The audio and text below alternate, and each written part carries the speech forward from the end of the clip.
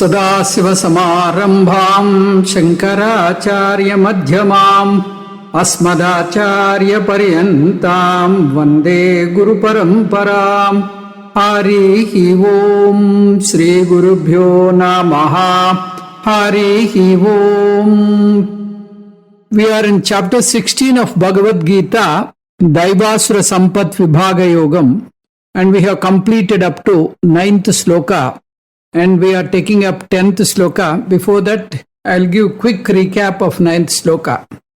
Etam drishtimavastabhya nashtatmanolpa buddhayaha prabhavantyugra karmanaha kshayaya jagatohitaha. Avastabhya, holding. Etam drishtim, such a view. Alpa buddhayaha, these indiscriminate people. Nashtatmanaha, are lost spiritually. Ugra karmanaha, taking to cruel actions. Prabhavanti, they become. Ahitaha, the enemies of the world. Jagataha, kshayaya, for its destruction. Etam drishtim avashtabhya nashtatmanaha alpabuddhayaha ugrakarmanaha ahitaha jagataha kshayaya bhavanti. Holding such a drastic view, these indiscriminate people are lost spiritually. Taking to cruel actions, they become the enemies of the world for its destruction. Etam drishtim avashtabhya, these asuric people entertain or hold the materialistic philosophy. The philosophy is whatever sense organs can see, that alone exists. That there can be things beyond our sense organs and which can be known through other means of knowledge, they do not accept. It is like a person with 4 senses. Imagine a person has only 4 senses by birth. He does not have eyes. He has got ears, tongue, nose, skin. And talk about the field of sight, the world of colors. I say there is a world of colors. He says, I do not believe in that. I do not accept that. Because I am not able to appreciate the colors with my 4 sense organs. And I say, no, that you cannot know that because the available of 4 sense organs do not have access to colors. It has to be known through 5th sense organs, eyes. I tell, and this person argues that no, I do not believe 5th sense organ. I want to prove the colors with the help of 4 sense organs.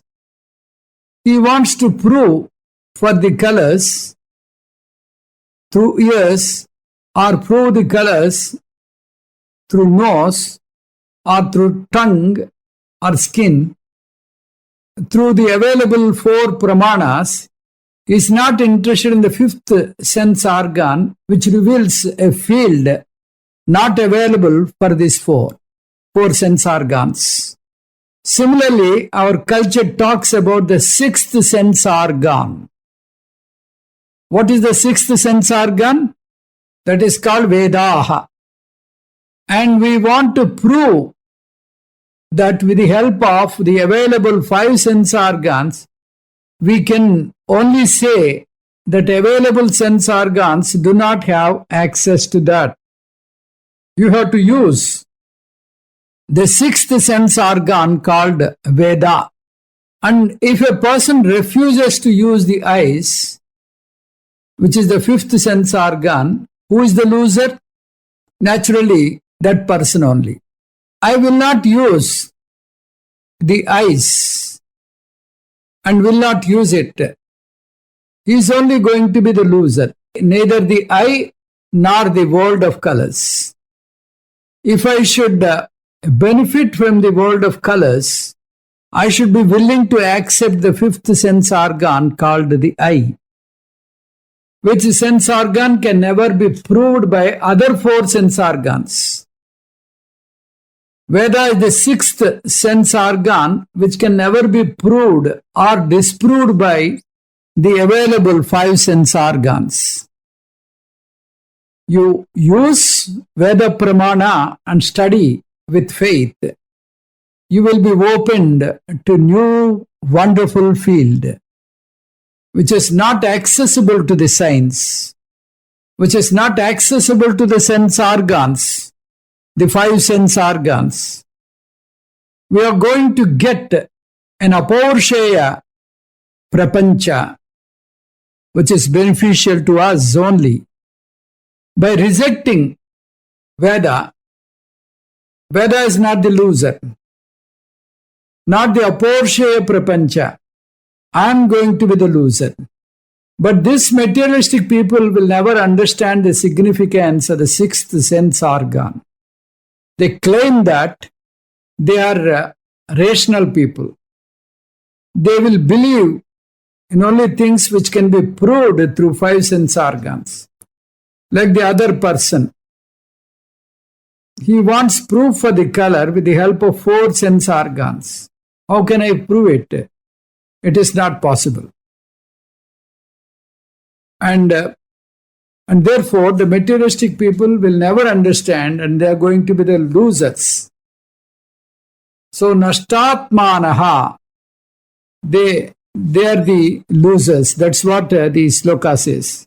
They lost souls because of their losing a huge chunk of the creation, which is accessible to only Veda Pramana. Veda is the sixth organ, as it were, which will reveal a new world, which is not accessible to these regular five sense organs. How can you define fifth sense organ, the eye, which reveals colors, which are not accessible to the four sense organs? Similarly, Veda reveals a completely new world. It is for you to operate or make use of Vedas. Otherwise, you are going to be the loser.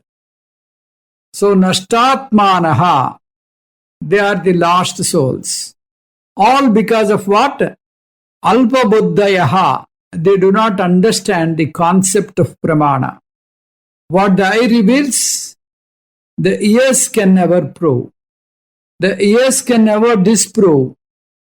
What ears can reveal, the eyes can never prove or disprove.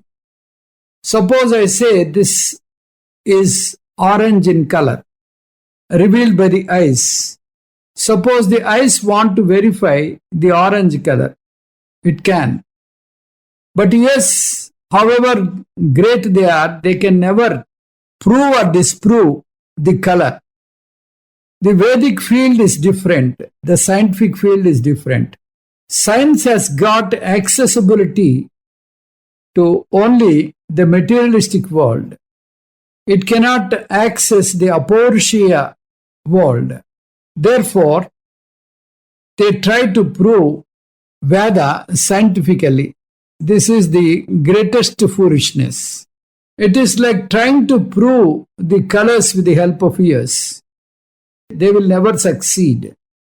When they do not succeed, instead of understanding their foolishness, they reject Vedas. Vedas are unscientific. Therefore, I won't believe. That is the greatest foolishness to have. Therefore, Paramatma says, Alpa buddhayaha. They try to prove Vedas through science. Alpa buddhayaha.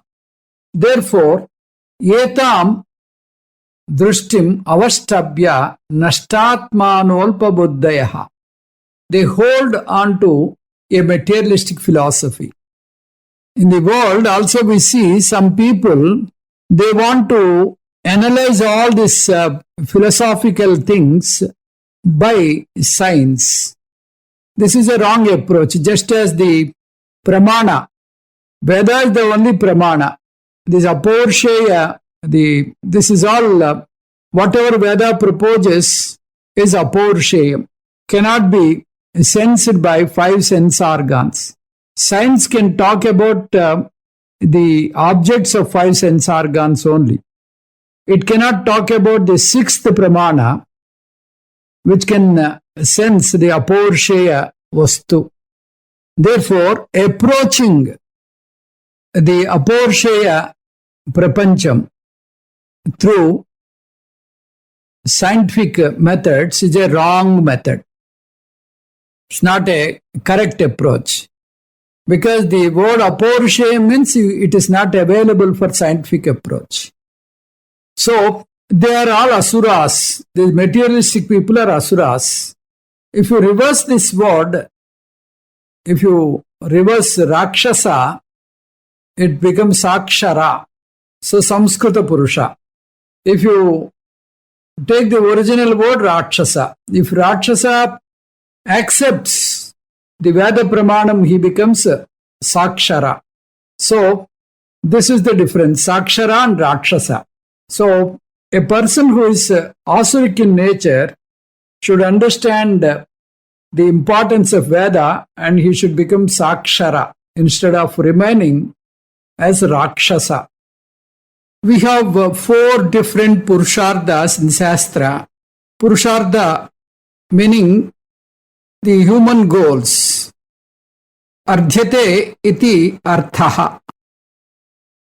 So, the human goals are four. They are Ardha, Kama, Dharma, Moksha. So, these four Purusharthas are mentioned in scriptures, and mostly we will be after Ardha Purushartha. That means we want to have security by having money, by having real estate, by having good house and other comforts. So Ardha Purushartha is basic necessity. We want to have security. For want of security, you have to have some money and food, shelter and clothing. These are the basic necessities. In order to cater these basic necessities, we have to have some money. So this is the Ardha Purushartha. And it may be in the form of money, or it may be in the form of shares, in the form of land property, and so on. So after this, we have another Purushartha called Kamaha. Kamaha means all forms of sense pleasures and entertainment. This is the second stage. After you have completed the security requirement, then immediately the human being wants comfort, a kind of coziness. So he goes for entertainment and lots of things are there for comfort and for luxuries and all that. So Kama Purushartha deals with this.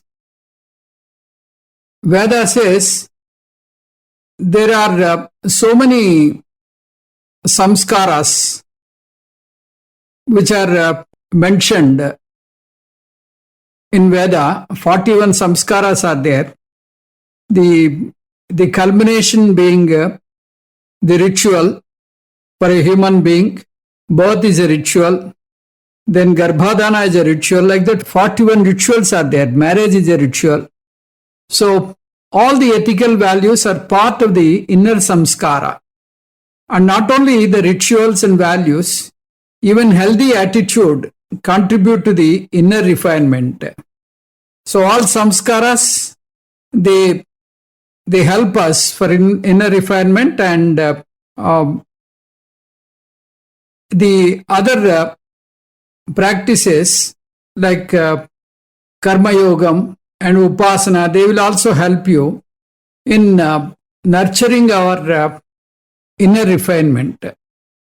Then if a person is born in a rich family, he doesn't know how to respect others. Whereas if he is born in a a decent, cultured family, a spiritual family, he knows how to respect others and how to offer namaskara and all that. So the attitude towards wealth, attitude towards people, attitude towards environment, attitude towards the world in general differs from person to person. If he is from a cultured and spiritual family, then the inner refinement is there. The chitta samskara is called dharmaha. This is the third purushartha. So the third unique human goal is for mental refinement. In Veda, it is called sukshma buddhihi. So this is what is required for Vedanta. In order to learn, you have to have sukshma buddhi, the inner refinement. This inner refinement is not gross, it is not tangible. Money is a tangible goal. People can understand. I can show the money I have. But this inner refinement is not tangible. Entertainment is tangible. So from one entertainment to another entertainment, you can switch over. But this dharma is intangible. Therefore, it takes time for human beings even to know the value of the goal. Why dharma is very, very important as a human goal? Even to appreciate it requires a sensitivity. Even to appreciate it requires a sensitivity.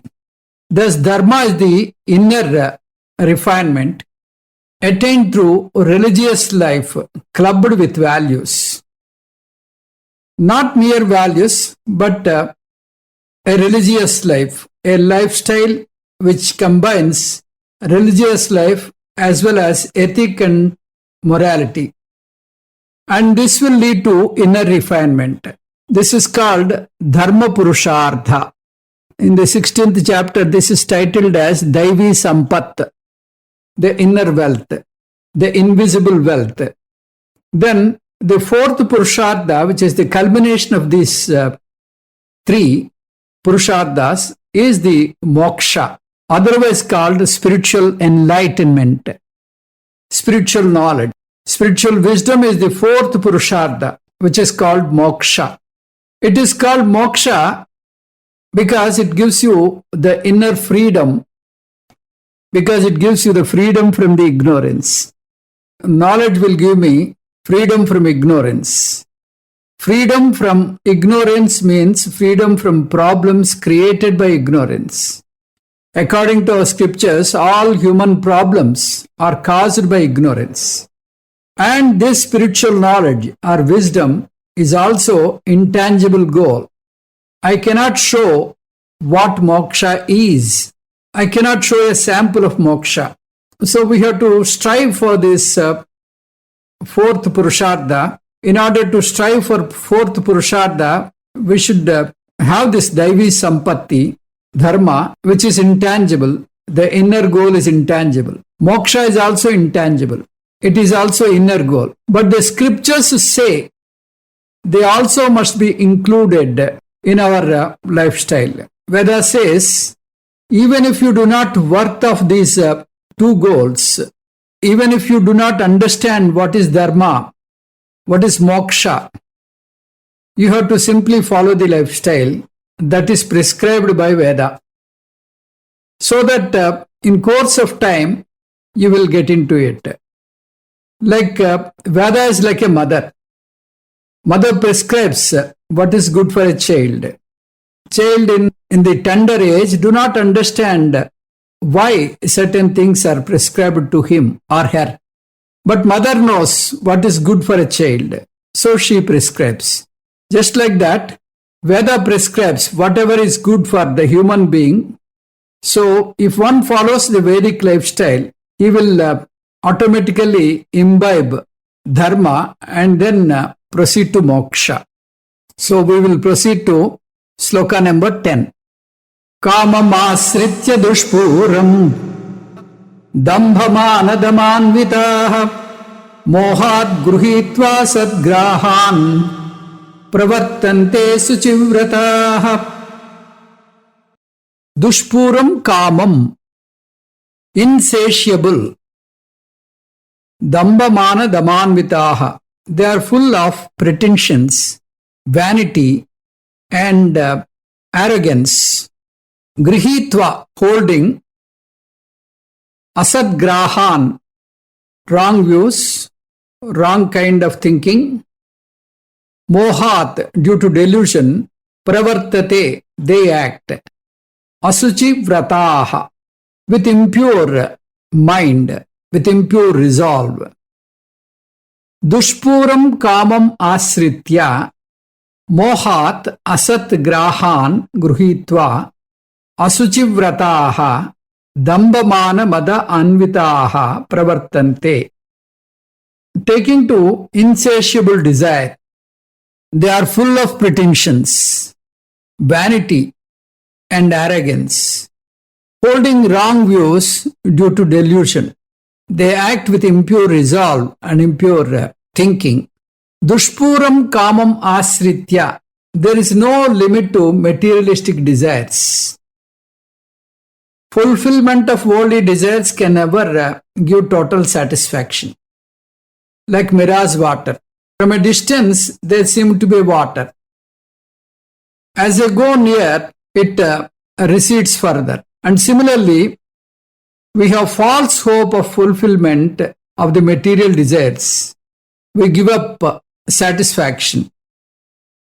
But we find once the set of desires are fulfilled, the next set of desires will be ready. Swami Chinmayananda puts it very humorously. Happiness can be understood as number of desires fulfilled divided by total number of desires. Imagine I have 10 desires and I have accomplished the first desire. Then my happiness will be 1 by 10. If I fulfill the second desire, my happiness will become 2 by 10. If I fulfill the third desire, it will become 3 by 10. Likewise, if I fulfill all the 10 desires, it should be 10 by 10, which means full. I must be whole and complete. I should not have any desire at all. But unfortunately, once I complete the 10th desire, the denominator bloats to a big number because the desire is unlimited. Before I could finish the 10th desire, so many desires will come and join and the denominator becomes bigger. So I will be never a satiable person. So the problem is there is no point where I will be totally happy and fulfilled because the desires are unending. So Paramatma says Dushpuram, nobody is satisfied, nobody is satiated. They say it is like pouring ghee into the fire. If you want to subside the fire, you want to quench the fire by offering ghee, it will never be extinguished. On the contrary, it only increases. So, Dushpuram kamam asritya. So, by resorting to unending desires, dambamana damanvita. So, having fulfilled their petty desires, they have got damba, means pomp and show. Then mana means pride. Mada means arrogance. So they are all full of these negative traits. All because of what? Mohat gruhitva asadgrahan. All because of delusion. What type of delusion? Finite plus finite is infinite. This is the delusion. Finite plus finite will never become infinite. It will become finite only. Any kamaphala is parichinnam. So the number of goals, however I fulfill, will be finite only. It will never be infinite. Because of this delusion, mohat gruhitva asadgrahan, means because of the delusion which is formed out of ignorance, I have this problem. Infinitude will never happen to me. I think I will get this Anantam. Parichinnam plus Parichinnam will be always Parichinnam. This much they do not understand because of the delusion. However, I accumulate these external things, I will not be content. So I will not be secure. What security we have? Therefore, money is insecure, property is insecure, people around are insecure, job, maha insecure. So by holding on to the other insecure things, how can I find security? But human beings never think of this. He has got a security outside the house, means he has employed a security person outside the house. But that person requires again security because is not hale and healthy. Pravartante asuchi vrataha. They have got all kinds of vratams which are all asuchi, evil results. So instead of taking religious vratams, like Sabarimala vratam and in olden days this 41 days mandala vratam will be there. Now, no such vratams are there. Everything in one day. The other idea is, under some pretext or other, if you follow discipline for 41 days, they will stay for good with you. This is the idea of Mandala Vrata. So, these people are having Asuchi Vrataha. So, with a negative attitude, they take up these Vratas. They followed religious discipline, but for the destruction of the world, not for the good of the world. That is why the word Asuchi Vrataha is used by Krishna Paramatma. 11th sloka. Chintam aparimeyancha pralayantamupasritaha kamopaboga paramaha etavaditi nischitaha. Uparishritaha, given to Aparimeyam, deep, cha, pralayantam, and lifelong, chintam, anxiety, kamopaboga paramaha, and holding enjoyment of sense objects as highest goal, nischitaha, they are convinced, iti etat, that life is much alone, te aparimeyam, pralayantam chintam upasritaha, Kama upaboga paramaha cha etavat iti nischitaha. Given to deep and long life, anxiety and holding enjoyment of sense objects as the highest goal, they are convinced in their belief that this is the highest limit of the joy. These mundane people, these materialistic people, learn only to depend more and more and more.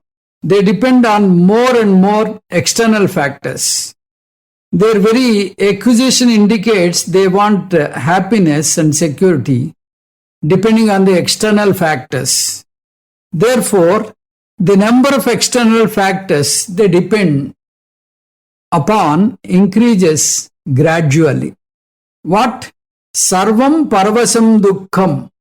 If you depend on external factors, you are going to get misery, you are going to get sorrow. If you depend on external factor, you land up with sorrow only. External factor may be a person, maybe a thing, maybe a situation, maybe a place. Sarvam atmavasam sukham. If you depend on yourself, non-dependence on external factors, the self-dependence or independence is the joy, is the happiness. Whereas the mundane world will, by repeated advertisements, they will make you buy so many gadgets. And therefore, we learn to depend upon so many things. Even for a soap, you have so many advertisements. So, you are getting lured by these type of things. Because of which factor we fail to know that these external factors will not give security. These external factors will give only sorrow. We do not understand this. Whether I am happy or unhappy will depend upon perfect functioning of so many gadgets from telephone to computer. Therefore, the problem is more the life becomes unpredictable, the more the stress will be. The unpredictability leads to stress and strain. And the materialistic person depends upon more unpredictable external factors for his comfort and happiness. Whereas the spiritual person requires only one thing, Atmani eva Atmana tushtaha. Fortunately, Atma will not break down. Therefore, these materialistic people are full of stress and strain. Chintam aparimeyam. Chinta means worry, anxiety, tension, stress. And aparimeyam means it extends to far and wide. Globalization. So whatever happens anywhere, the economy will be disturbed. If there is a war by Russia, the entire world becomes topsy-turvy.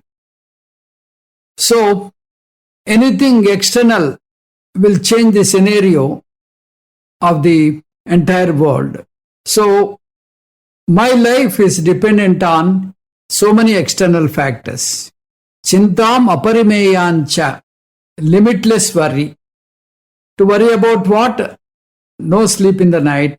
That is another worry for me. Aparimeyancha. Whereas a devotee who is karma yogi, a man of Daivi Sampat, he says, whatever happen will happen. Let my peace do not depend upon these unpredictable factors. Because I do not have control over this. I do not have control over these external factors. So, O Lord, give me the strength to have spiritual approach, devotion towards you. The materialistic person does not have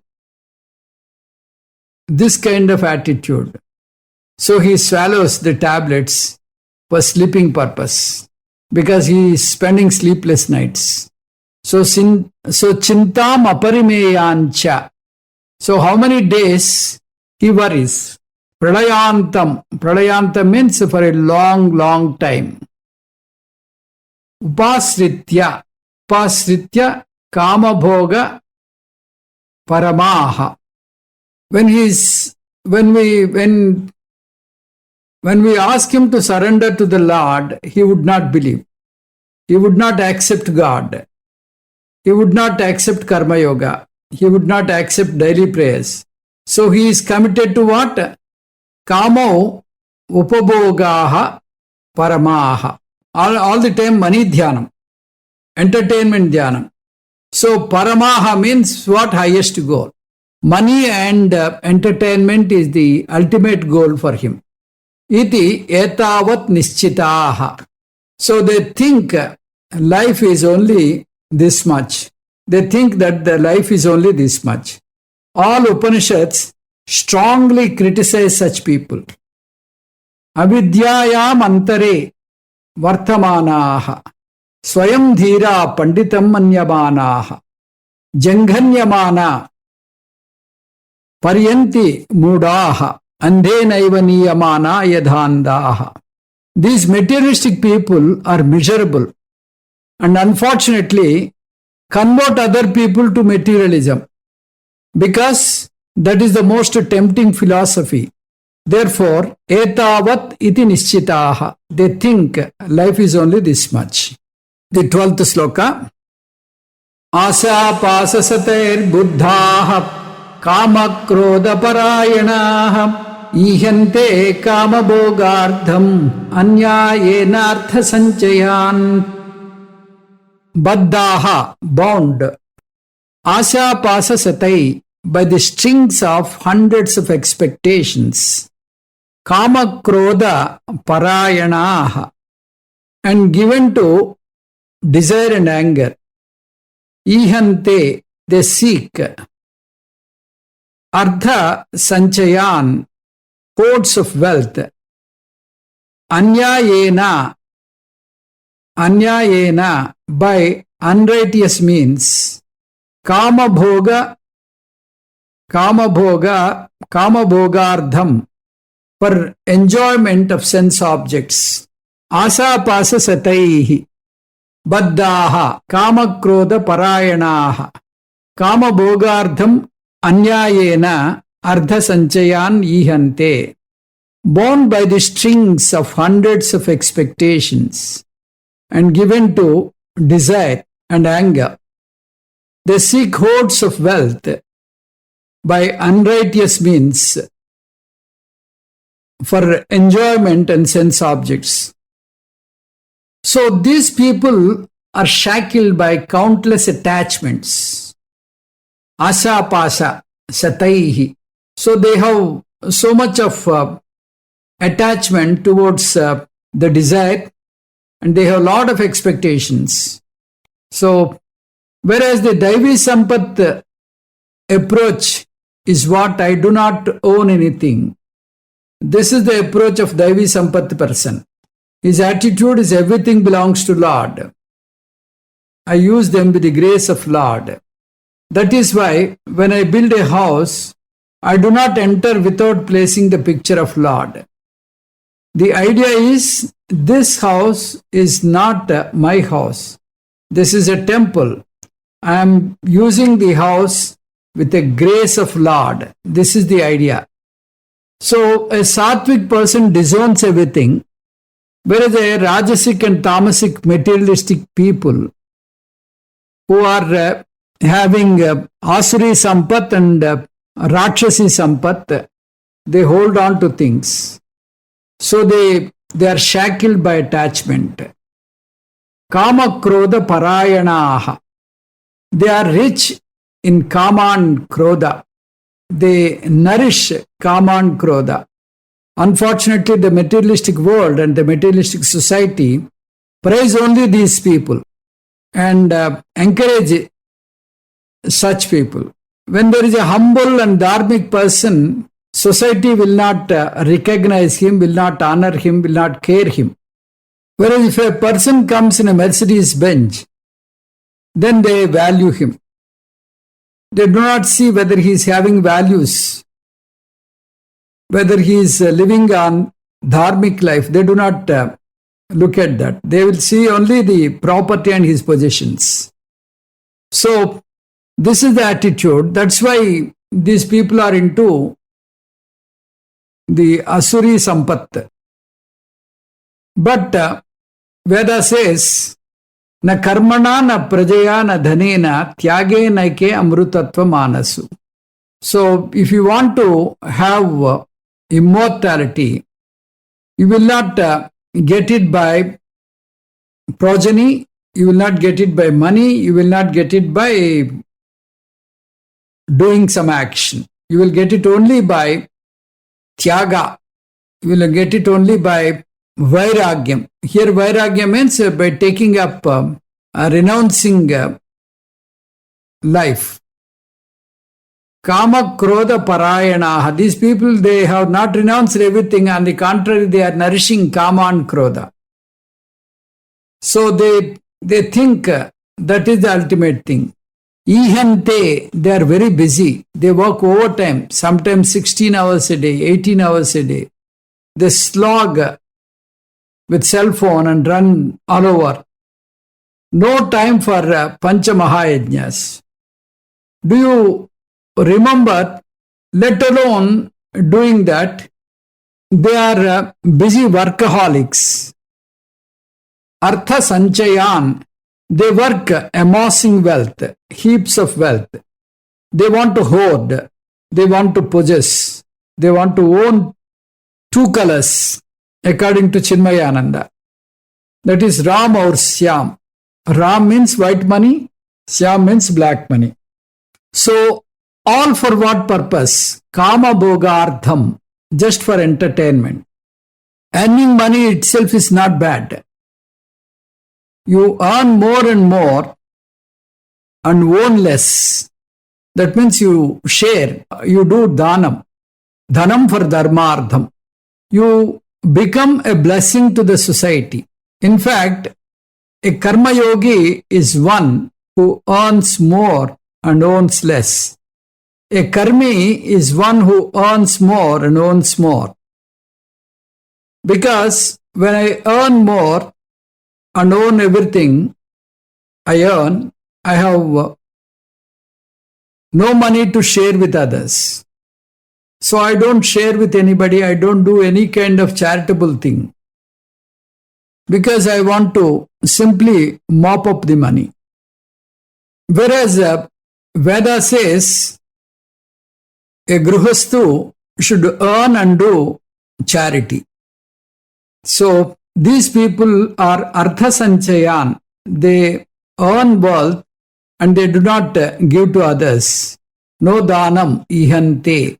Ihante means they do not do any kind of dhanam here. So 13th sloka. Idamadhyamaya labdham imam prapsye manoratham idam asti idamapi me bhavishyati punardharam. Idam labdham. This has been obtained. Maya adhya, by me today. Prapsye, I shall attain. Idam manoratham, this desired wealth. Me asti, I have.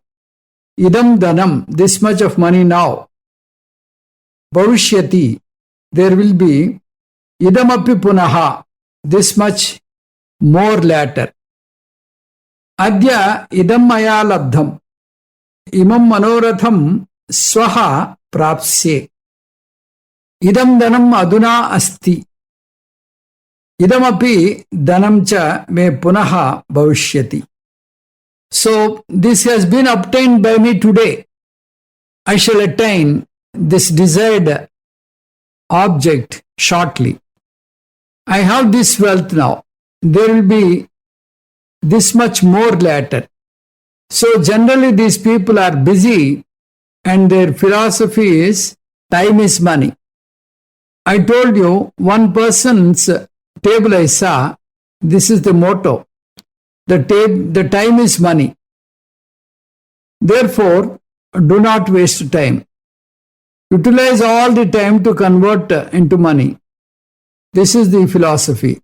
Therefore, generally they do not have free time. And even if they have some free time, what do they think? Is it Gita or Hare Rama? No, not at all. Their thinking is like this. Krishna Paramatma talks about the thought pattern of the materialistic people. What is the thought pattern? Calculation of the money that he possesses. Today I have this much money, which is the bank account or the other assets he has. So he understands, today I'm worth of 1 crore. Tomorrow I should be this much. He plans. And so he sees that he grows and he is happy with the accumulation of money. He doesn't part with it. He doesn't take up any kind of charity. Simply by mopping up the money, he feels happy. He doesn't want to share even a pie with others. He is so attached to the money and property. Idam dhanam asti, idam dhanam bhavishyati. So this much money I have, this much I will have in future. This is the only, the Tambura Sruti, which nags him 24/7.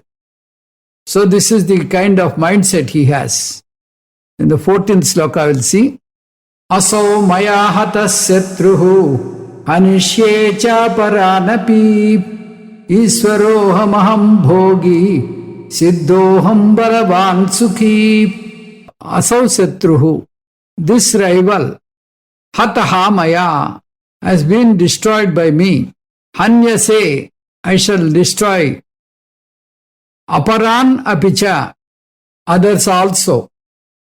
Ishvaraha, I am the Lord. Aham bhogi, I am the enjoyer. Aham siddhaha, I am the powerful person and happy person. Asau satruhu maya hataha. Aparancha api hanishyase aham Ishvaraha. Aham bhogi, aham siddhaha, aham balavan sukhi, cha aham asmi. The rival has been destroyed by me. I shall destroy others also, so that I will not have any Shatru Sesham. I am the Lord, I am the enjoyer, I am successful, powerful, and happy. Once there is an inordinate greed, naturally I will see all the other people as my competitors. So, greed means I see enemies everywhere as obstructing my goals. Therefore, Shatrus increase. My enemies, they increase in leaps and bounds. And in business field, liquidation of the competition is a part of the program. Therefore, different normal and abnormal methods are used to finish the other people. So big companies swallow small companies. And there was Coca-Cola war long time ago. Not business, it is called wars. Paramatma has seen all these earlier. It is asau satruhu maya hataha. So the rival company, my competitor, has been finished. Sometimes it is figurative destruction. Sometimes it is literal destruction because they use gundas and even physically liquidate the people because of inordinate greed. Asau maya hataha shatruhu hanishye chaparanapi. Initially, there may be some guilt. After some time, the heart gets benumbed, that there will be no regret or guilt also. Therefore, aparanapi, the others also I shall destroy.